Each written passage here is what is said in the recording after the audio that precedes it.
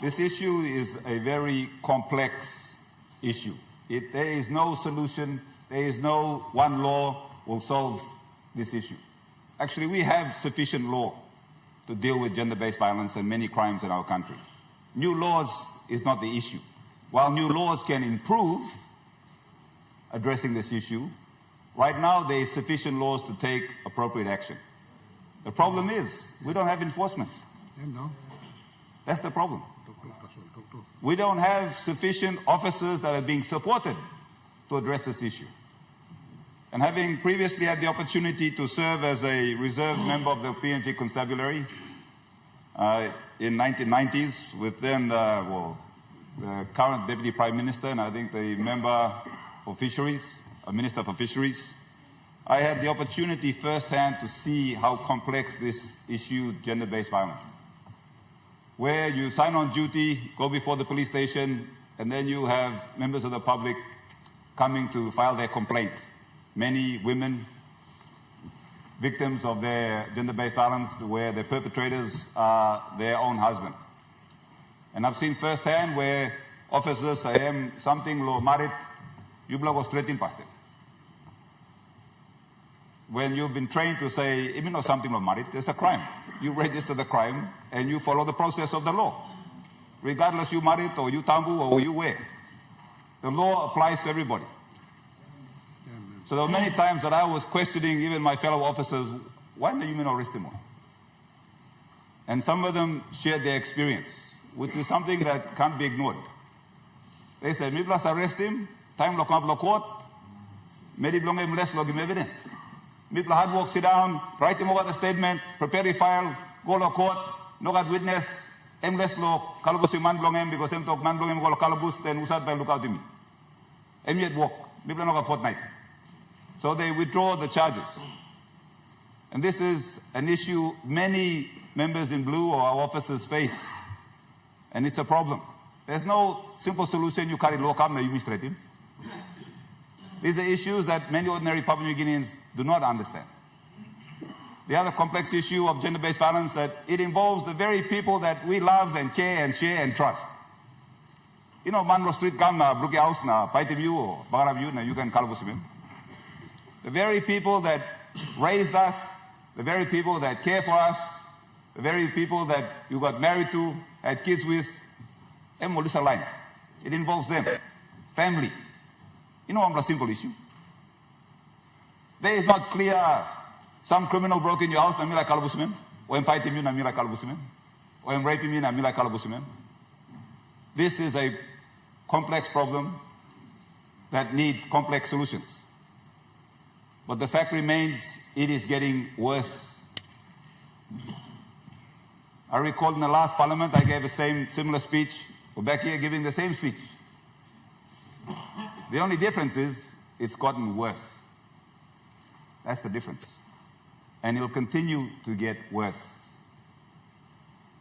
If we can't even hold ourselves accountable in this parliament on this issue, then how do we expect to hold other people accountable?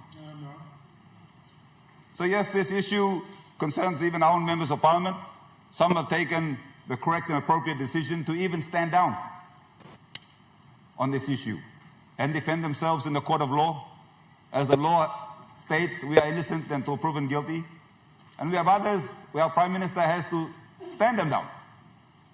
But later, after a few weeks and months, somehow they go back to the same position again. So why are we telling the people, when we come here and say we have to show leadership, when we are not showing leadership? Leadership starts here. No one man is innocent for sin. None of us are innocent for sin. The question is, what do you do after you commit the sin?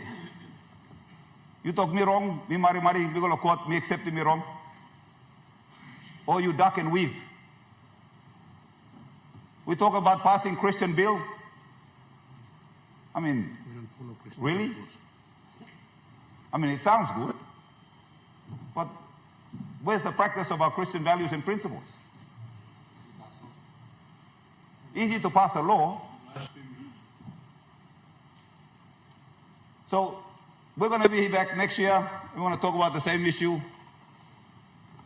because we don't have a plan. We're not holding ourselves accountable to start with. We're not holding our colleagues accountable to start with. We're not holding our constituents or family members accountable to start with. So we're just here to give lip service, speeches that mean nothing.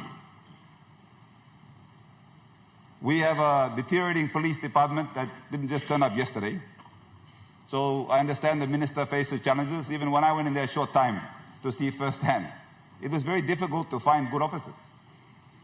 And even if you did, they said, well, we never had good sergeants, we never had good commissioners. This is how we inherited the force. So what do you expect us to do?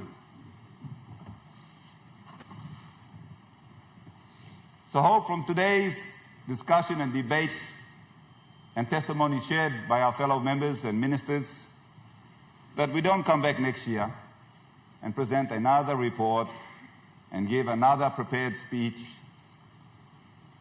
that we actually have a proper debate and a plan. The government is in charge. Opposition, we're not in charge. We can't come and say, here's the plan, you're in charge, so you are responsible. And our job is to hold you responsible. When you do the right things, we acknowledge you. When you do the wrong things, we hold you accountable. So can we bring a plan on how to address the issue of gender-based violence? The laws are there. There's sufficient law even right now. The question now is, what greater, more resources are we going to give those involved in the area of gender-based violence? What offices are we going to build? What vehicles are we going to supply? What manpower? Training on mediation.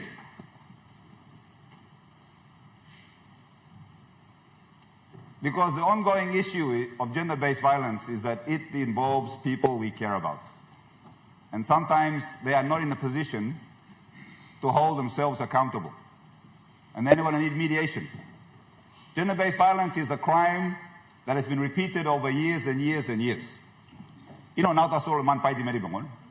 it started with abuse, it started with ill feeling, then verbal abuse, then threats of verbal abuse,